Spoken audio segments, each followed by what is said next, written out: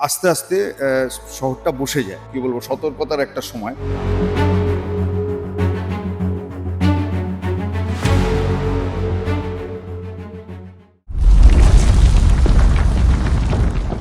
কলকাতার ভূগর্ভস্থ জলস্তর ক্রমশ কমছে, আর তাতেই ভবিষ্যতে বড় বিপদের মুখে পড়তে পারে কলকাতা।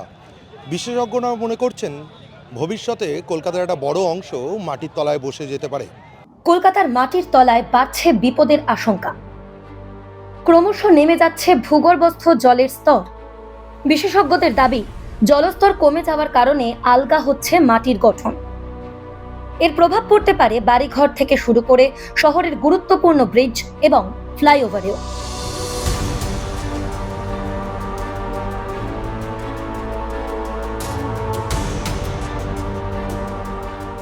প্রথম জিনিসটা বোঝার দরকার যে মাটির তলায় যে কোনো শহরেই, কলকাতা তো বটেই, যে জলের যে স্তর আছে, জলের যে ভান্ডার আছে, সেটা হচ্ছে যে লিমিটেড, আনলিমিটেড নয়। ফলে সেখান থেকে যদি টানা জল আমরা তুলে নিই বা তুলে নেওয়া হয়, তাহলে কিন্তু সেখানে সেই ভান্ডারে যদি জল ফেরত না যায়, তাহলে একটা জলের ভান্ডারের শূন্যতা তৈরি হবে। এবং এই শূন্যতা তৈরি হওয়ার জন্য মাটির তলায় যদি জল না থাকে, তাহলে এই শূন্যস্থান যেটা আছে, যে ক্যাভিটির মতো তৈরি হয়, সেই ক্যাভিটিজনিত কারণে আস্তে আস্তে শহরটা বসে যায়। বাঁচার উপায় হচ্ছে একটাই, যে মাটির তলার যে জলসম্পদ আছে বা জলের যে ভান্ডার আছে, এই ভান্ডারটা যাতে ফুরিয়ে না যায়। অর্থাৎ সেটা হচ্ছে যে গো অ্যাজ ইউ লাইক ঢঙে সেটাকে আমি পাম্প করে টেনে বের করে নিচ্ছি, অথচ সেই জল ফেরাচ্ছি না আমি ভূগর্ভে। সেটা করলে বিপদ বাড়বে। ফলে জল যত আমরা নিচ্ছি, তাহলে সেই পরিমাণ জল ভূগর্ভে ফিরিয়ে দেওয়ার একটা ব্যবস্থা করতে হবে। এটা করতে পারলে শহর অন্তত নিরাপদ থাকবে। ফলে আমাদের এখন যেটা অনেক বেশি জোর দিতে হবে, যে ভূগর্ভের জল ব্যবহার না করে এই যে নদীর জল, যেটাকে আমরা বলি সারফেস ওয়াটার বা বৃষ্টির জল, সেটাকে হচ্ছে যত বেশি আমাদের দৈনন্দিন প্রয়োজনে ব্যবহার করা যায়, এবং ভূগর্ভের জলকে একটা রিজার্ভ জলের ভান্ডার হিসেবে সঞ্চিত রাখা। যদি আমরা ভূগর্ভের জলটাকেই হচ্ছে আমাদের দৈনন্দিন জীবনের ব্যবহার্য উপাদান হিসেবে ধরি, তাহলে আমাদের এই শহর বসে যাওয়ার বিপদ বাড়বে, বই কমবে না। কেন নামছে কলকাতার ভূগর্ভস্থ জলস্তর? অতিরিক্ত ডিপ টিউবওয়েলের ব্যবহার, অপরিকল্পিত নির্মাণ এবং নির্বিচারে গাছ কাটা, সবকিছুকেই দায়ী করছেন বিশেষজ্ঞরা। জল যতটা তোলা হচ্ছে, সেই অনুপাতে রিচার্জ হচ্ছে না ভূগর্ভ। শহর বসলে আমাদের বিপদটা কি, সেটাই হচ্ছে বোঝার দরকার। কারণ শহরের যে বাড়ি ঘরদুর, ব্রিজ, যা কিছু আছে, উড়ালপুল, এই সবগুলোই দাঁড়িয়ে থাকে শহরের মাটির উপরে। আর এই মাটির ভারবহন ক্ষমতা নির্ভর করে তার মধ্যে উপস্থিত থাকা জলের উপর।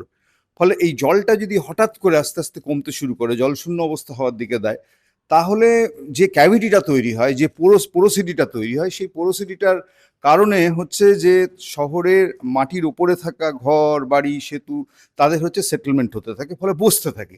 এবং এরা যদি একসাথে না বসে আলাদা আলাদাভাবে বসে, যেমন আমাদের এখানে একটা কলাম রয়েছে, এই কলামটা যদি বসতে শুরু করে, তাহলে একরকম, এবং এই কলামটার সাথে পাশের কলামটা সাধারণভাবে একসাথে যদি বসে, তাহলে গোটা বাড়িটাই বসবে।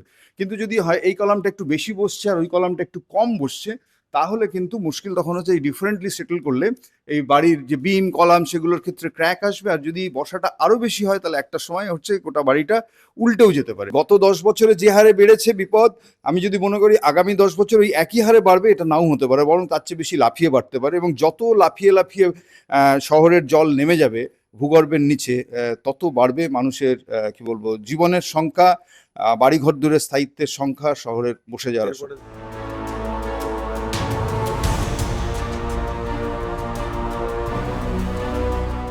সেন্ট্রাল গ্রাউন্ড ওয়াটার বোর্ডের রিপোর্টেও উঠে এসেছে উদ্বেগের ছবি। পূর্ব কলকাতা জলাভূমি এলাকাতেও কমেছে জলস্তর। চারতলা বাড়ি সাধারণত অগভীর ভিত থাকে, ফলে সেই অগভীর ভিত যে বাড়িগুলোর আছে, তাদের বিপদ হচ্ছে যে তুলনায় বেশি, rather than the buildings having pile foundation, অর্থাৎ যাদের ডিপ ফাউন্ডেশন সিস্টেম, জলস্তর নেমে যাওয়ার প্রভাব সেই বাড়িগুলোর ভারসাম্যে কম পড়বে। কিন্তু আবার বলছি, কলকাতার মতো শহরে এই কি বলবো, যেরকম G+4 G+5 বিল্ডিং যেরকম রয়েছে অগভীর ভিতের, তার সাথে রয়েছে আনরেইনফোর্সড মেসেনরি, অর্থাৎ বিম কলামের বাড়ি নয়, চুনসুরকির গাঁথনি। হ্যাঁ, শহর সিঙ্ক যদি করে, শহরের মাটি যদি বসতে শুরু করে, তাহলে কিন্তু মাটির উপরে থাকা বাড়ি ঘরদুর যারা, তারাও বসতে পারে। আবার বলছি, সেই বসাটা নন ইউনিফর্ম যদি হয়, তাহলে কিন্তু বিপদ বেশি। সেই বাড়ি নন ইউনিফর্ম বলতে আপনি একরকম যদি না হয়, যেমন আমাদের হচ্ছে যে ইটের দেওয়ালের বাড়ি, যেখানে বিম বা কলাম নেই, সেগুলোকে আমরা বলি যে আনরেইনফোর্সড ম্যাসেনারি স্ট্রাকচার, অর্থাৎ যার দেওয়ালগুলোই ভারবাহী অংশ, বিম কলামের বাড়ির মতো নয়। ফলে সেখানে এরকম হতে পারে যে কোনো একটা দেওয়াল বসে যাচ্ছে, বাঁ দিকের বাড়ির দেওয়াল বসে যাচ্ছে, ডান দিকের বাড়ির দেওয়াল অক্ষত আছে। সেই অবস্থায় ওই বাড়িটার ফেটে যাওয়ার বা বাড়িটা পড়ে যাওয়ার চান্স অনেক বেশি যদি মাটি বসতে থাকে। নতুন নতুন বসতি তৈরি হলেও পর্যাপ্ত জলের ব্যবস্থা না থাকায় অনেকেই নির্ভর করছেন ভূগর্ভস্থ জলের উপর। ফলে তৈরি হচ্ছে নতুন আশঙ্কা। দুশ্চিন্তার বিষয় হচ্ছে এটাই যে গত 10 বছরে যে হারে আমাদের শহরের জলস্তর নেমেছে, আগামী 10 বছর যদি তার চেয়ে কম নামে তাহলে আমরা এতে থাকবো, আউট অফ ডেঞ্জার থাকবো। কিন্তু আশঙ্কা হচ্ছে এটা যে হারে নির্মাণ বাড়ছে গোটা কলকাতা জুড়ে, তাতে হচ্ছে যে এই গ্রাউন্ড ওয়াটারের ইউজ সেটা যদি বাড়ে তাহলে আগামী দিনে এই জলস্তর নামার প্রবণতা সেটা আরও বাড়বে। আর সেই জলস্তর নামার বিপদের সাথে সাথে বাড়বে শহরের বাড়ি ঘরদুর, সেতু কাঠামো, তাদের স্থায়িত্বের বিপদ। সেটা সম্পর্কে কিন্তু সরকার প্রশাসন সবাইকেই সচেতন থাকতে হবে।